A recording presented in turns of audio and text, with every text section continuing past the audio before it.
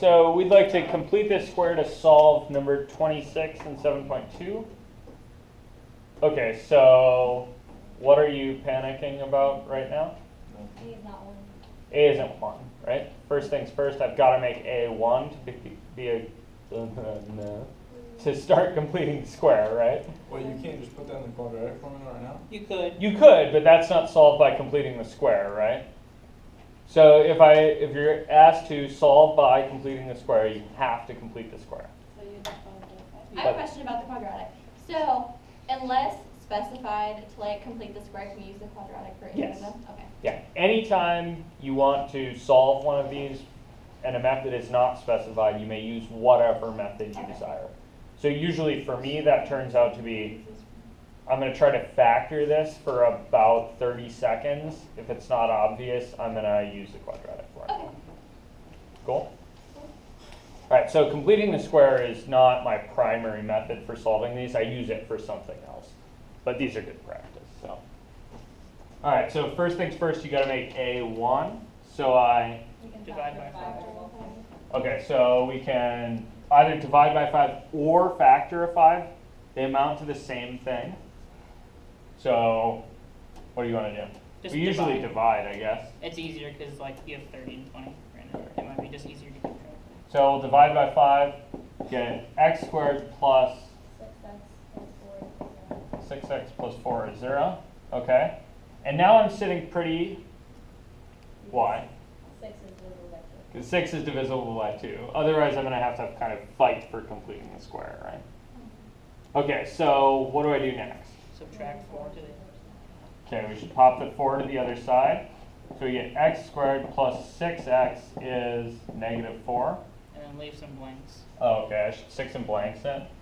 So I've got x squared plus 6x plus blank is, oops, I lost a minus sign, minus 4 plus blank. So you'd want to think of that as something x plus something squared. Okay, so I want to rewrite as x plus something squared is something. So you get you. Okay, so I divide 6 by 2, right? That's this. Oops, we should do that in a different color. So this is my thought process for complete the square, right? I take my b term, I divide by 2. I get 3. 3. Then you square it. Then I take that information and square it, right? Get 9. So for both blanks, I get, oops, wrong color. Both blanks, I get 9.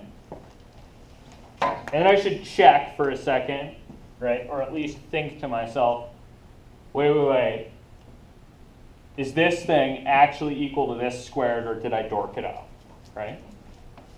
That's especially true when you're doing fractions. It's really easy to dork this thing out. So you might even take a second, multiply this out, right? FOIL it out. Make sure you get the thing you had above. If you did complete the square right, you will. But there's always that like, oops, I squared wrong, or I forgot a minus sign or something. Cool?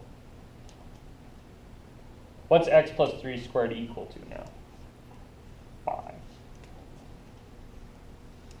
Okay, so at this point, we are done with complete the square. Yep. And now you can still do more. But to solve it. But to solve it, I need to Extract the root. extract the roots, right? Okay, so how do I extract the roots on this? You plus or minus square root both sides. Okay, we hit both sides with this plus minus square root idea, which is not a function, right? Yeah, so you have that. So I get x plus 3 is plus or minus The square root of 5. square root of 5. Okay, so then what? Then you subtract. Okay, so we subtract 3, so we get x is Plus or minus. Minus 3. yeah, the sort of standard form for these is number plus minus square root of something. Whether or not you have to adhere to that is, that's just the standard form. I'm going to write them that way. I don't really care if you don't. Cool? All right, so this means what?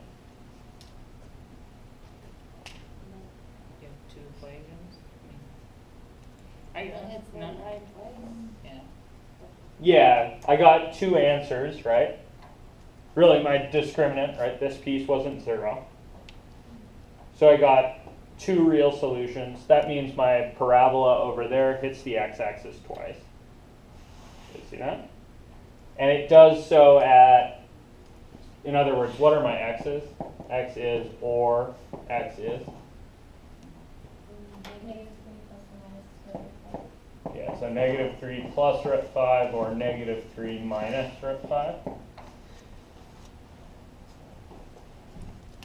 You guys cool with it? Then I might spend a second ballparking where that is, right? Maybe I don't.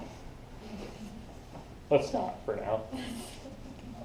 If we wanted to interpret this graphically, this would mean that we have a parabola that has 2 zeros, one here at -3 plus root 5, and one here at -3 minus root 5. Are you going to ask us to graph it on the test? I would like if you knew what that meant, like it hits twice or it hits once or it doesn't hit at all. But I probably won't ask you to specifically draw the picture. Graphing quadratics is a little outside this class. Cool?